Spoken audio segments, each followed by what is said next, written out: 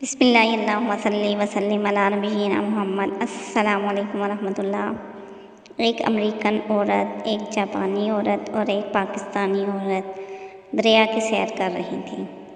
एक जिन आया और बोला, तुम सब बारी बारी कोई चीज़ दरिया में फेंको। अगर मैंने वो चीज़ ढूंढ ली तो मैं इस औरत को खा जाऊंगा, और अगर मैं वो चीज़ ना ढूंढ सका तो इस औरत का गुलाम बन जाऊंगा। अमेरिकन औरत ने मोबाइल का मेमोरी कार्ड दरिया में फेंका। जिन 1 मिनट में मेमोरी कार्ड तलाश करके ले आया और अमेरिकन औरत को खा गया। इसके बाद जापानी औरत ने एक सुई दरिया में फेंकी। जिन वो सुई भी 1 मिनट में ढूंढ के ले आया और जापानी औरत को हड़प कर गया।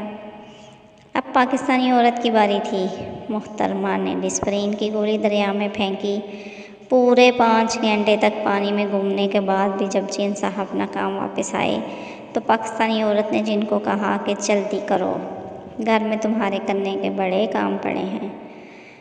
अब भी जिन कभी कभी छुट्टी लेकर दरिया पर जाता है और सोचता है कि वो क्या चीज़ थी जो पाकिस्तानी औरत ने दरिया में फेंकी थी और मुझे अभी तक नहीं मिली।